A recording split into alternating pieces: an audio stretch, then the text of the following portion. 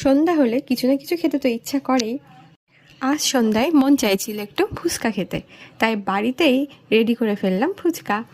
এটা দোকানের ফুচকার মতো না হলেও খেতে খারাপ লাগে না।